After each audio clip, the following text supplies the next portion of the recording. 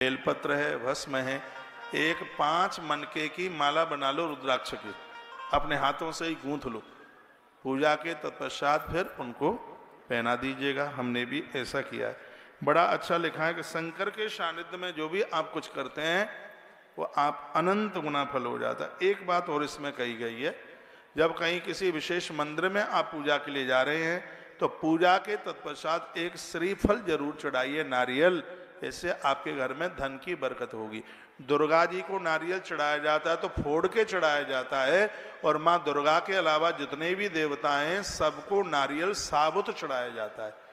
शंकर जी के मंदिर में या और देवताओं के मंदिर में नारियल फोड़ा नहीं जाता, सीधा चढ़ाया जाता है। सिर्फ एक माता दुर्गा जी को नारियल फोड़ करके चढ़ाया जाता है। बड़ी अद्भुत बातें कही गई।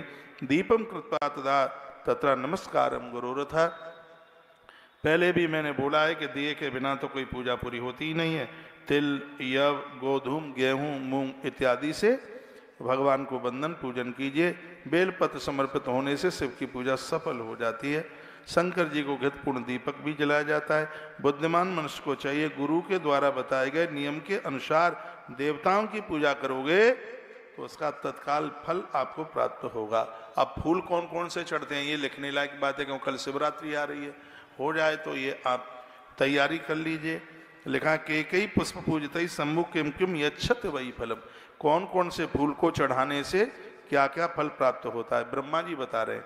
कहते हैं कमलई बिल पत्रई सतपत्रई तथा पुनः शंख पुष्पई तथा देव लक्ष्मी कामोर चाहिए शिवम। जिनको धन चाहिए वो महादेव के ऊपर कमल के फूल चढ़ाए।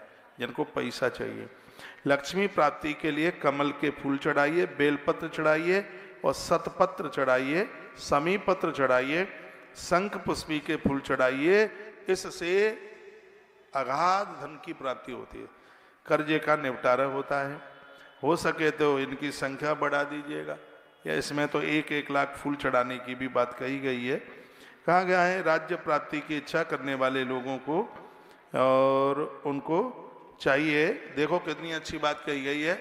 इसमें कहा गया कि भगवान महादेव के ऊपर साबुत आप चढ़ाते हैं, चावल तंदुल साबुत बिना टूटा हुआ, इसमें अखंड लक्ष्मी की प्राप्ति होती है। अखंड लक्ष्मी कहते हैं जो घर में धन टिकता है।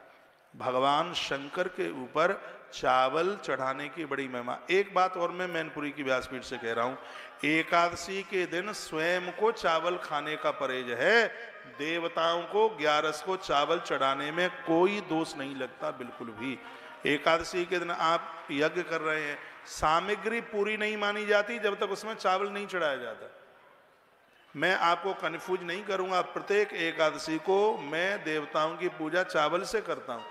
आज लाखों लोग हमारी बात के ऊपर विश्वास करते हैं तो हम आपको कन्फ्यूज थोड़ी करेंगे।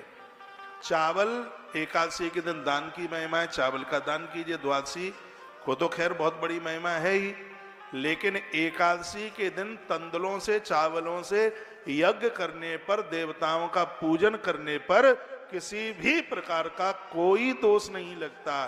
शंकर जी की तो पूजा ही पूरी नहीं होती है बिना चावल के। शिव पुराण में लिखा है, ये वर्णन किया गया। इसमें लिखा है कि महादेव को चावल से पूजने पर अखंड लक्ष्मी की प्राप्ति होती है। इतना धन मिलता है कि धन जगह छोड़कर, स्थान छोड़ करके नहीं जाता, ऐसा वर्णन किया गया। लिंगम शिवम तथा पुष्पा खंडम तंडुलम तथा। लेकिन लिखा हुआ है कि प्रत्येक पार्थिव लिंग के ऊपर आप खंड रहित यानी टूटा ना हो साबुत आप चढ़ाइए, चंदन चढ़ाइए। चावल को थोड़ा चंदन में रंग लीजिएगा, जल धारा से अभिषेक कीजिए, धूप दीप नैवेद्य आरती प्रदक्षिणा नमस्कार, ये सब बातों का वर्णन किया गया है। आनंद आ गया, बड़ी अच्छी बात कही गई। बोलो भक्तु वत्सल भगवान की जय। जिनके दिमाग में ये बैठा है कि भगवान शंकर को तुलसी नहीं चढ़ती, मेरी इस बात को कोई काट के बता दे। मैं श्लोक बोल रहा हूँ, अध्याय 14 रुद्र संहिता सृष्टि खंड का श्लोक नंबर 28 है। इसमें लिखा है कि संसार की वस्तुएं चाहिए और मरने के बाद मोक्ष चाहिए। भुक्ति मुक्ति फलम तस्या तुलस्या पूजिए दधी। तो आप भगवान महादेव को तुलसी के पत्तों से पूजन कीजिएगा। और आनंद की बात है कि 365 दिन तुलसी चढ़ती है शंकर जी को।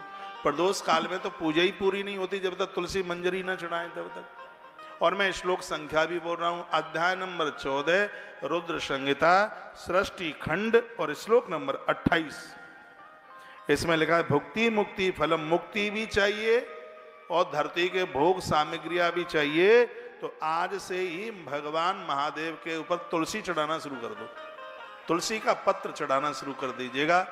और एक बात मैं और कहूं, महादेव के ऊपर तुलसी चढ़ाने से जितना पुण्य मिले वो सब आपका, और महादेव के ऊपर तुलसी चढ़ाने से जितना अपराध लगे वो सब मेरा। पुण्य आप ले लो, अपराध मुझे दे दो, और क्या है। तो तालियां तो आपको बजानी ही नहीं है बिल्कुल।